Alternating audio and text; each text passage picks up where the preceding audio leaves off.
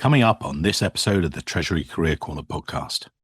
The chance to build new things, build new treasury capabilities, build a team. And I was contacted about the treasurer role at Line. My very first question was, what's the state of the treasury organization and what do you need next? It lined up with my experience at Ecolab and API in the treasury organization of building a treasury team and building treasury capabilities that we don't yet have. And that was really intriguing to me. I think another thing that was really interesting to me about Line is it's just a cool company. We're growing fast, we're going into new cities, we're expanding into cities that we're at.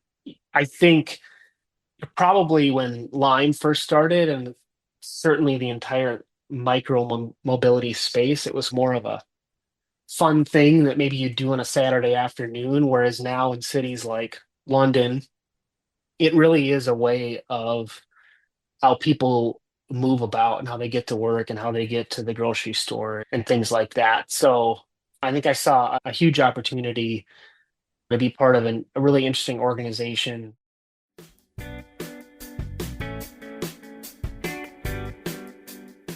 Welcome to this week's Treasury Career Corner podcast, where I interview Treasury professionals about their Treasury careers. Each and every week, I'll talk to treasurers about how they build their careers, where they are now, where they see both themselves and the Treasury profession going to next. Let's get on with the show. In this week's show, I'm joined by Nolan Saltvedt, the treasurer at Lime. Lime is the world's largest shared electric vehicle company. They're on a mission to build a future where transportation is shared, affordable and carbon-free. They provide convenient and reliable short-term rentals of electric bikes and scooters at an affordable price in more than 280 cities, nearly 30 countries on 5 continents. Named a Times 100 influential company, a fast company brand that matters, they achieved a fully profitable year in 2022, becoming the first in their industry to reach this milestone. And as I said to Nolan before, recently had 1 million riders in a day. And as a proud Lime rider myself, I love it. Nolan loves it. We'll get back into that later in the show. But we'll start off the show. Nolan, if you would, take us back to the beginning for you. How did it first ever start within finance and then treasury? Over to you, sir. Hey, well, I appreciate you having me on the podcast. So my dad, growing up, my dad was an accountant. And I think for a long time, I thought I didn't want to do anything with accounting or finance. But as I got later into my schooling years, I really enjoyed economics. I took that class in high school and just absolutely fell in love with the idea of how economies worked and financial markets and things like that. So decided to major in finance in college. And I did a summer internship at a company called Ecolab. That sort of started my whole journey into corporate finance, and I've spent my entire career in corporate finance and treasury since then. The very first role that I had at Ecolab was in the international finance department. And that is where I really learned a lot about different countries, different economies, and how the financial markets work in different areas. A few years into my career, I had an opportunity to join the treasury department after doing a few other corporate finance roles at Ecolab. I joined the treasury department at Ecolab partly because of that first role that I had at Ecolab, where I learned our international business. And as a lot of people who work in treasury know, especially if it's a global company, as a treasury organization, you're focused on a lot of things globally, bank accounts and foreign currency exposures and things like that.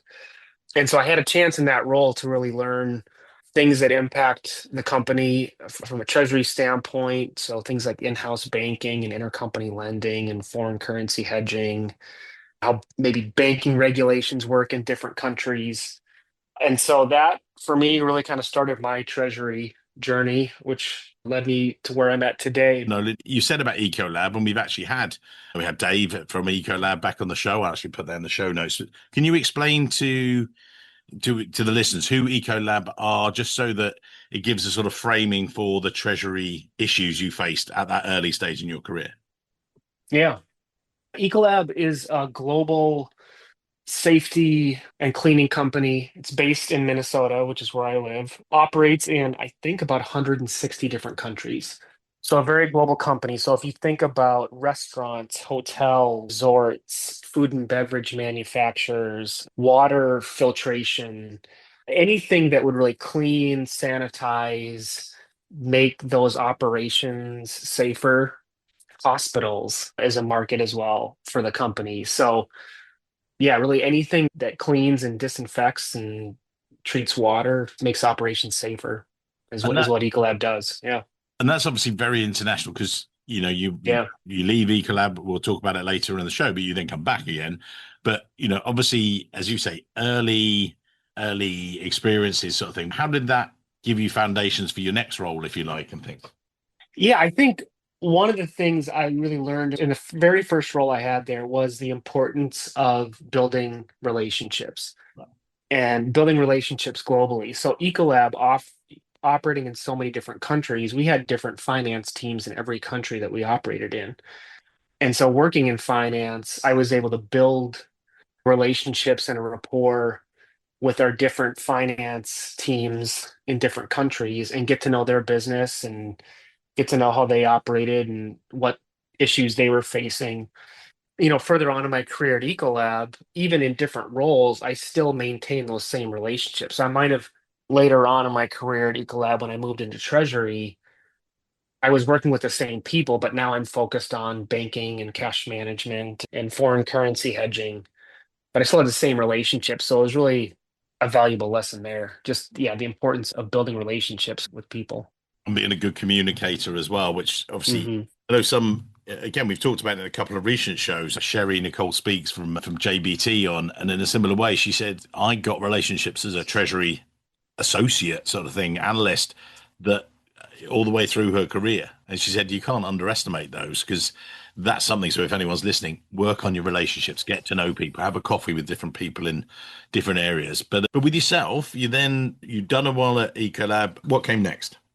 Yeah, so I'd been at Ecolab for a few years. I'd been in the Treasury organization, and I had an opportunity to join another company called Capella Education Company. It's now part of a publicly traded company called Strategic Education, based in Minnesota, and sort of looking to take the next step in my career. I was really intrigued by the company because they were very different from Ecolab in that they were a much younger company, tech company, much smaller. And I was intrigued by that idea because in large organizations like Ecolab, you tend to specialize and your areas of what you're working on can be very focused, right? Because the company's so big. But what I've found is in a smaller company, you're able to see a wider range of projects and work on different things. And so I was intrigued by that opportunity. So I joined Capella. My first role was in Treasury. And that's really where I really learned the cash management and banking side of the business or of Treasury. At Capella, I was really learned more about fixed income investing, just daily cash management and operations.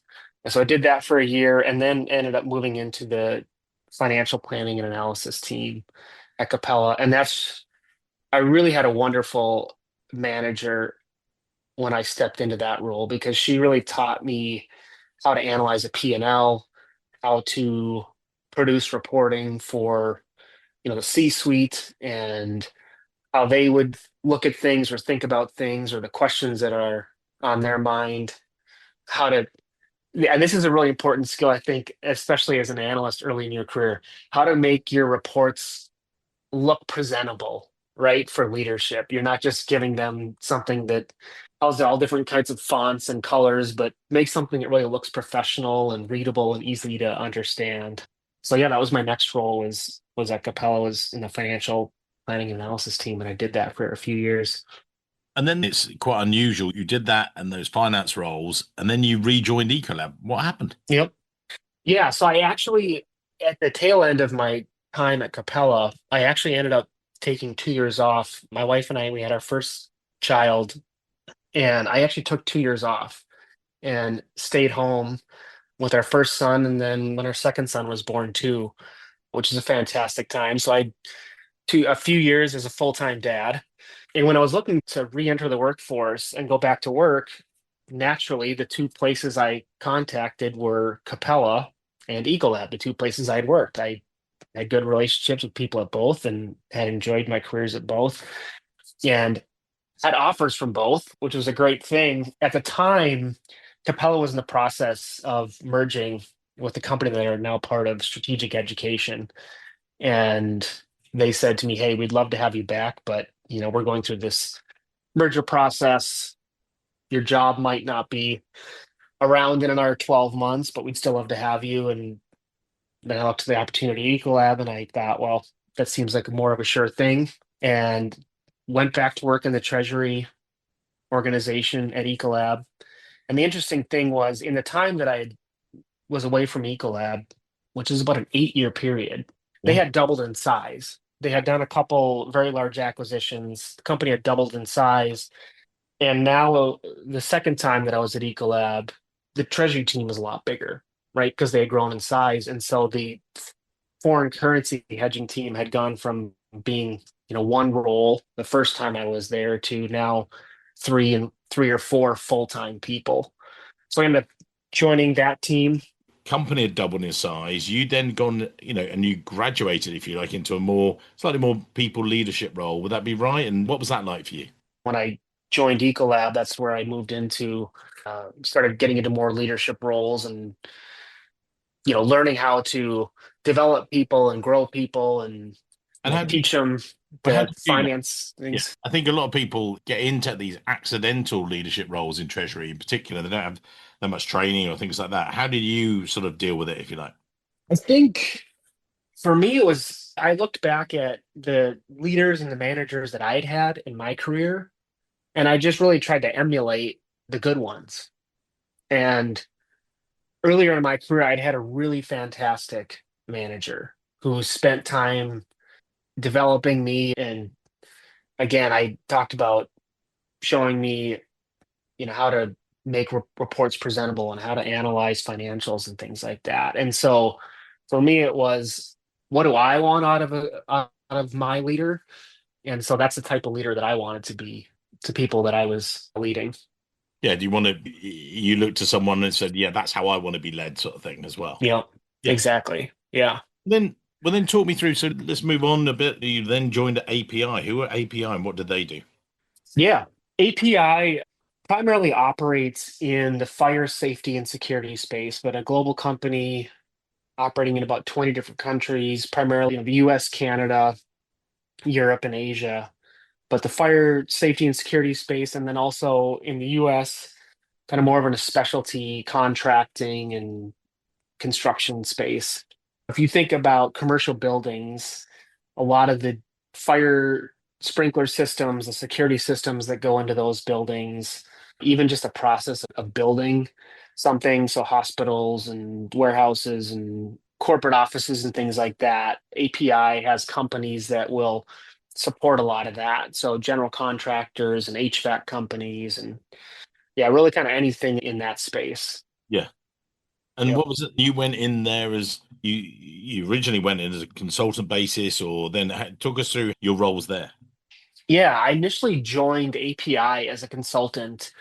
They had just done a large acquisition of a business that you're probably very familiar with, Chubb Fire and Security, which is headquartered in the UK, but does business all throughout Europe and Asia.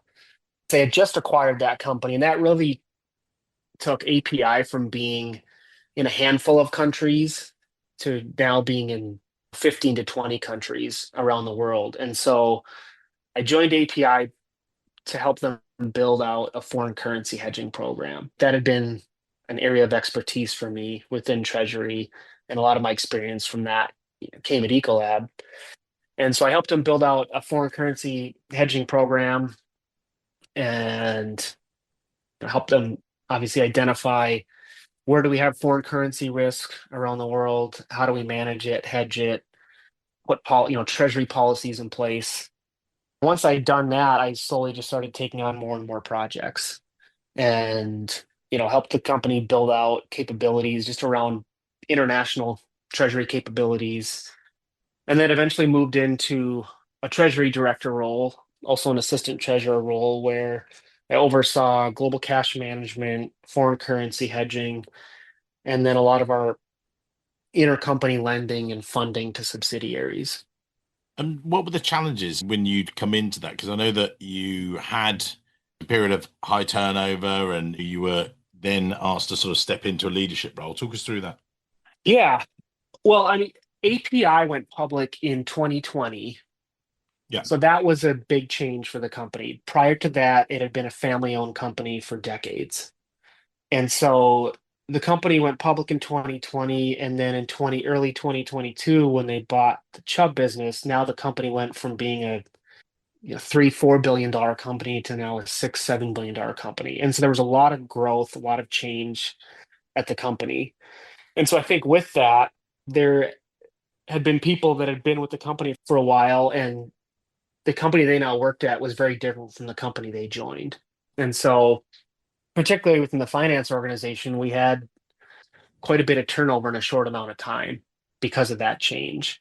And obviously, with that change, there was new leadership, new people like myself that had joined. And so there were some people who just said, hey, this is not the same company I joined, and I'm going to explore career opportunities elsewhere. So when I stepped into the role of treasury director and overseeing our cash management and daily operations, we had a lot of turnover in the team.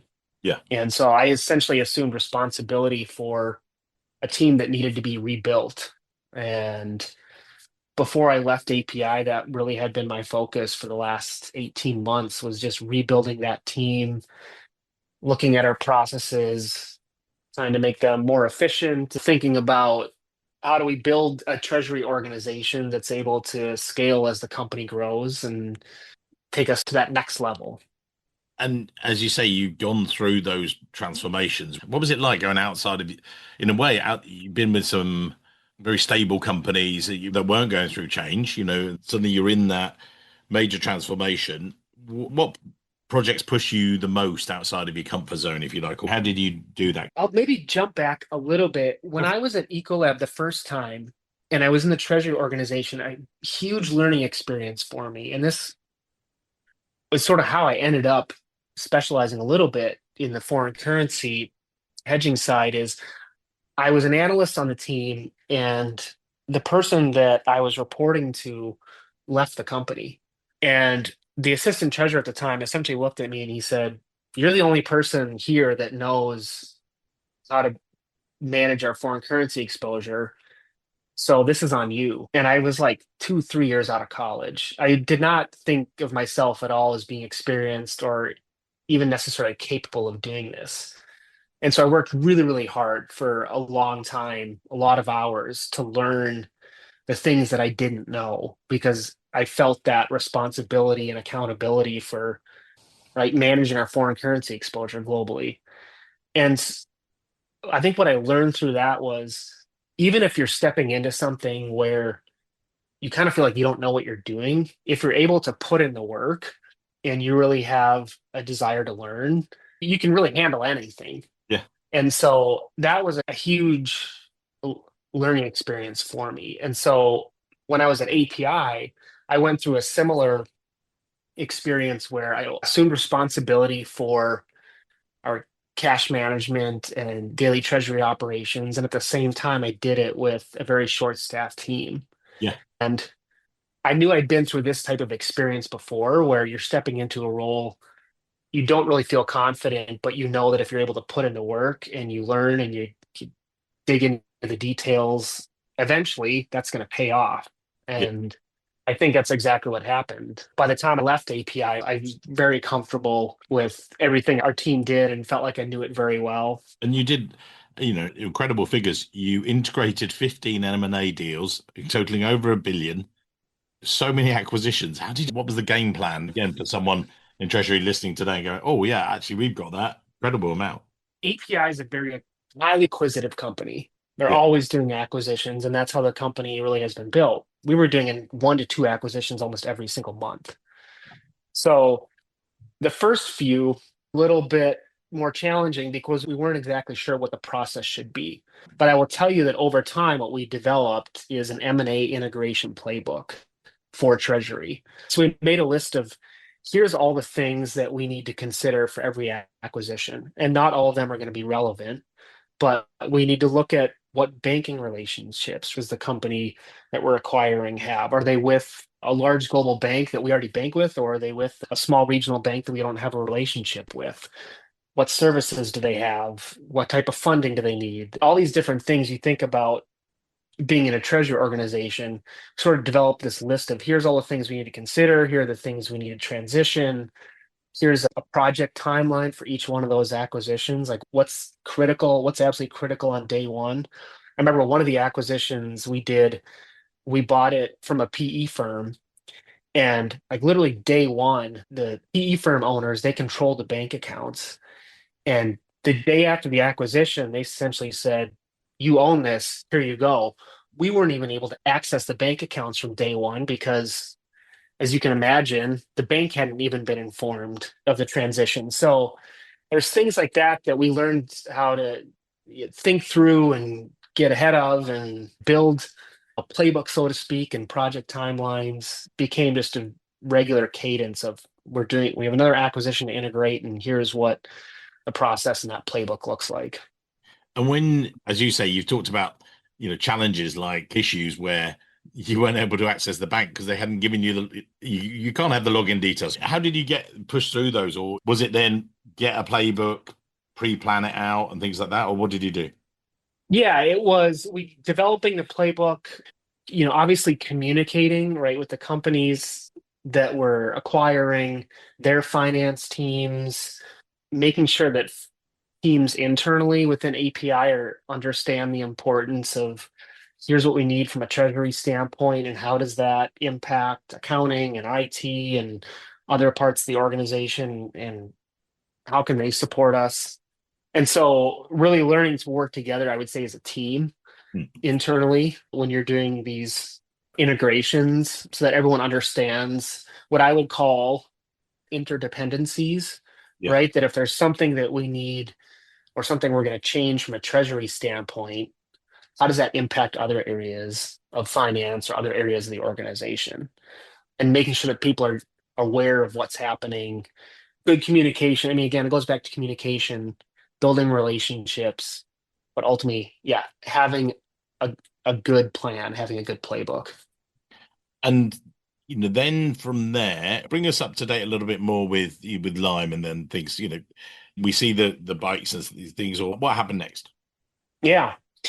So I've been at API for a few years, and one of the things I really enjoyed about being at API was the chance to build new things, build new treasury capabilities, build a team. And I was contacted about the treasurer role at Line. And my very first question was, what's the state of the treasury organization and what do you need next? It lined up with my experience at Ecolab and API in the treasury organization of building a treasury team and building treasury capabilities that we don't yet have. Yeah. And that was really intriguing to me. I think another thing that was really interesting to me about Lime is it's just a cool company. I mean, it's, we're growing fast, we're going into new cities, we're expanding into cities that we're at.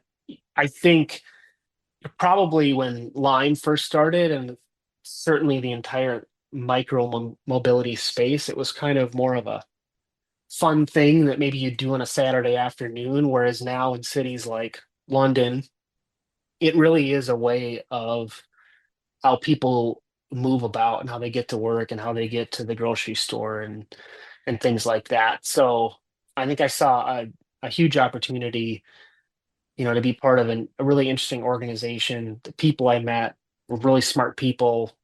And when we talked about what's needed next within Treasury, it was, here's all these things that we know we're going to need as we grow and we don't yet have. And that was really intriguing to me to join a company that, like Lime, just in terms of where it's at and its growth cycle. With other roles, you've had a sort of legacy, whereas there's been no treasury there or nothing set up at all. So how have you gone in with your playbook there? Yeah, so when I joined Lime, and I've been there a short while, but the company is very global, right? We're operating in 30 plus countries. We have local operations in each of those countries. From a banking and cash management standpoint, a lot of things have been set up, but there's a lot of other treasury capabilities that are still being developed and we're thinking through. I think it's easy in the sense that I've seen what good looks like at other organizations. So I'm able to take those learnings from other companies. But the thing that's really important, that I have to keep reminding myself of is what worked somewhere else might not work at Line. Or how we did things at another company might not be the same way we should do it at Line. And so from a treasury standpoint, there's a lot of things that you know can be done, but how you do it, I want to make sure I'm sensitive to what's going to make sense at Line instead of just saying, oh, this is exactly how we did it at Ecolab, so that's how we should do it at Line. That doesn't always work. And is that because of um the size of yeah, company or where the company is in its life cycle? What's the main thing? yeah, I would say where the company's at in its life cycle. I think another thing that's important too is what are the things that the leadership is prioritizing and what are they focused on. I think at a company like Ecolab that has a long history and you have a 20 or 25 person treasury team and you have all these capabilities built out, you can focus on everything, right? Because you've got people to focus on all the different areas of treasury. Whereas when you step into a place like Lime that's a lot smaller, a much younger company, you have to be very strategic about what you focus on or prioritize first. And so a lot of times that's just I had to come in and just listen and learn and hear what people were saying, that where the pain points were, which how can Treasury help solve that problem. So there might be things that we did at Ecolab or did at API that I would think we'll need to do that at Line at some point, but that's not something that we're going to do tomorrow. Maybe we'll do it next year because it's not a key pain point for the company or it's not a priority right now.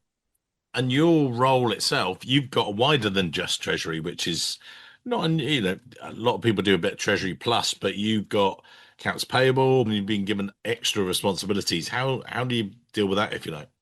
Yeah, well, I mean, obviously we're very a global organization. Our accounts payable, so I oversee our accounts payable and payroll teams as well. And those teams are at a shared services center in Malaysia. Managing that team is a new experience for me. I was trying to manage a very global team. I had history leading the accounts payable team at API, so I'm able to come in with some of that experience. Payroll is a newer area, but what I found, the commonality between the treasury and accounts payable and payroll teams, right? The one thing that they sort of all have in common is payments, right? Where funding accounts, you have processes that need to be followed and compliance and things like that. So there's definitely some, yeah, commonalities between the three teams, but obviously all have very different functions. I talked before about stepping into something that's new and having the confidence to understand it and learn it and lead it. My experience prior in my career has definitely prepared me for overseeing different teams. Just again, I've had that experience where I stepped into roles leading things that are new, but really taking the time to learn them so that you can start to identify how can we make this better. And as you say, you have that breadth of experience, if you like, and someone stepped into their first treasury role. What advice are you going to give them to sort of mid stage? You become the treasury director and treasurer and things like that. Someone's listening today. Well, this is all very well, but Nolan, you're an experienced treasury guy now. Looking back over that, we touched on earlier about communication being a key one and making those relationships. Other things now that, again, reflecting on that, you've got this global experience, other aspects that people should think about. Yeah. I think one of the things that I've benefited from in my career is that I've done things within corporate finance outside of treasury, particularly in the financial planning analysis space, right? Which is P&L analysis, financial statement analysis, and learning how to explain those results to executive leaders. And I think it's really important that as a treasury professional, and certainly when you're starting out in your career is to have an understanding of how the entire organization operates, what the financials look like, and what leadership is looking at, and then trying to tie that back to how can Treasury support what's happening in the organization. I think of Treasury as an area of finance where people that don't really want to go into accounting because maybe they find that boring, they'd rather go into Treasury because that seems a little bit more exciting. Listening and accounting, and you're in that, give us a call and we'll get you into a treasury role where it's more interesting. There you go. I'll say it. Yeah, appreciate that. But I mean, there's a financial markets aspect, right, to Treasury. And I think sometimes people coming out of university, they would probably look at a Treasury role and go, that sounds really interesting. Yeah. You know, global banking and hedging and doing, working on capital markets transactions. That sounds pretty interesting. As a Treasury person, to really focus on some of those things without thinking about the broader organization from a finance standpoint. And so I think it's really important to what I would say is, especially early in your career or when you're new to a company, really learn the company's financials and start to think about how does Treasury impact that? How can Treasury support what the company's doing? So from a if I think about being at Line, we're growing quickly. And so if I'm thinking about what I need to prioritize and where my focus needs to be, I need to understand where we're going as a company financially in order to really understand what my priority areas should be in Treasury. Our podcast is sponsored by ICD. ICD are an independent platform trusted by thousands of treasury professionals worldwide to manage short-term investments. One global treasurer recently told me it was one of the smartest technology decisions they've made. No license fees, rapid setup, and tangible returns. If you're looking for a smarter, simpler way to manage your liquidity, then head to find out more at our partners page, treasuryrecruitment.com/partners, and find out much more. Let's get back to the episode. You talked about that you went into accounting, but it's not quite 100% true. We had Evan Bertrand on the show a while ago. Evan's a great guy. He used to play in a band and actually was a professional musician, and that was a part of his life. And then he moved into treasury, and that helped him creatively, not creative accounting, we're not getting into that area, but creatively thinking around problems. With yourself, you've got sort of musical background roots as well. Have you found that, ever reflecting on that as well? Yeah. I mean, I grew up in a very musical household. All of my siblings, my parents either sang in a choir or played an instrument. And so at a young age, I picked up guitar and I've always been interested in music. And so I've always enjoyed songwriting, even ever since I was a kid. And so even to this day, I still, next to my desk is my guitar, and I still dabble a little bit every day, thinking of different ideas from a songwriting standpoint. I would say, I think a lot of people would think there's really nothing in common between finance and songwriting. I would disagree with that in songwriting, you're telling stories. And oftentimes in finance, a good finance person is able to tell a story through the numbers. Love it. That's the one thing I've realized the two things have in common. A narrative sort of thing. Yep. Yeah. A narrative. I mean, in finance, at the end of the day, right, it's all about explaining. I mean, treasury's certainly more of a specialized area within corporate finance. And oftentimes when you're talking to business leaders, executive leaders, they don't understand all the nuances of the things that we deal with in treasury on a daily basis. So, how do you simplify it in a way or summarize it in a way that's going to make sense, to leaders? Yeah.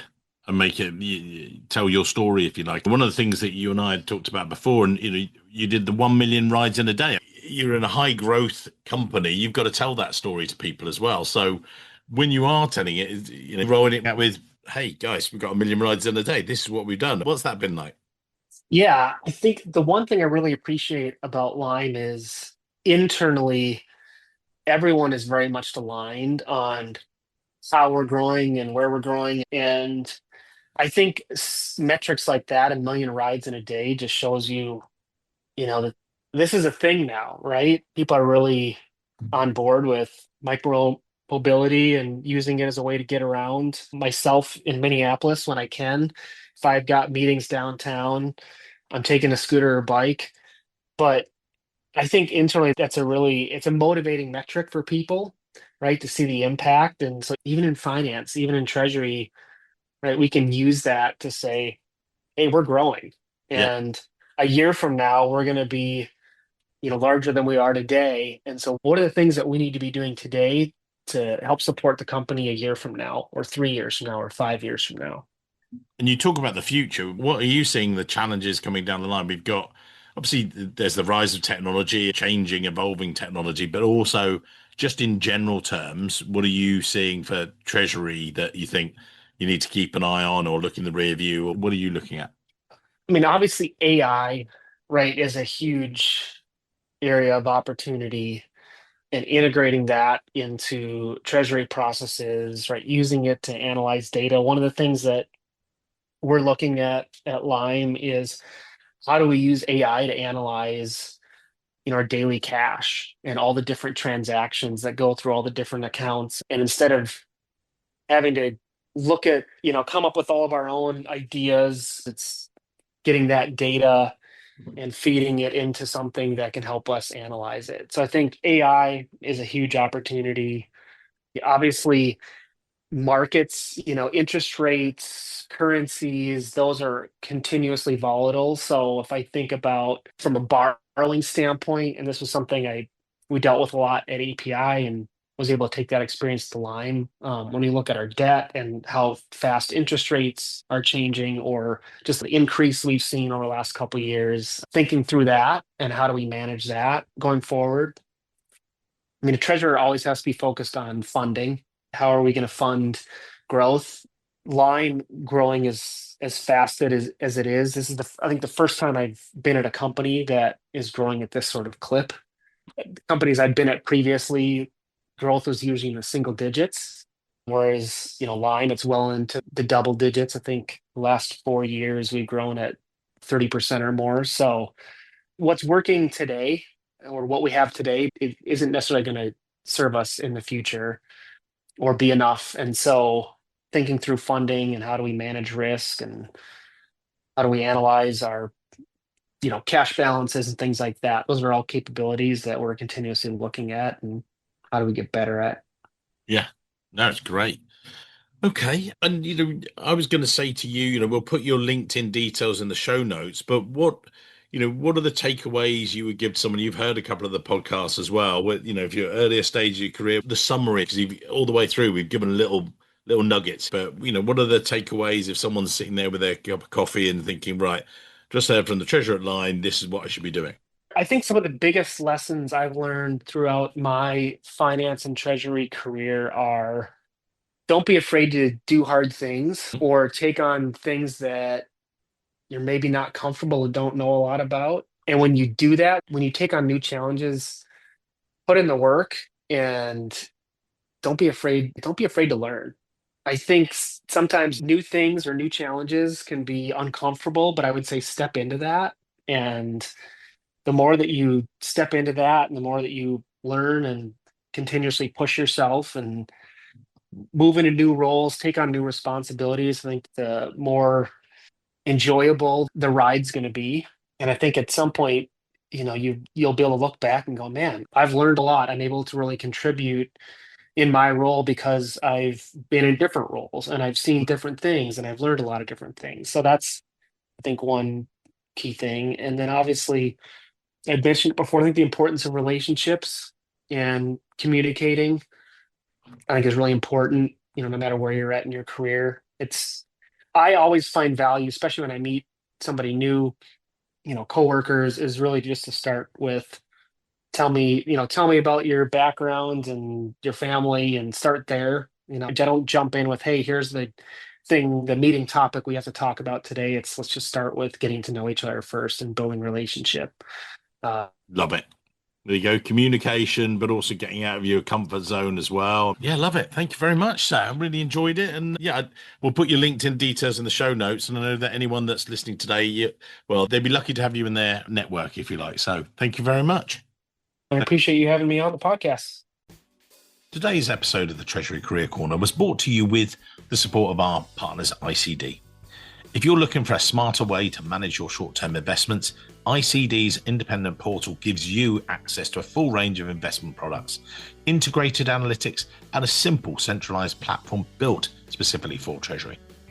If you head over to treasuryrecruitment.com/partners, you can learn more, and we'll be able to connect you with the right person at ICD for both you and your business. Many thanks for listening to the show, and thanks for your continued support.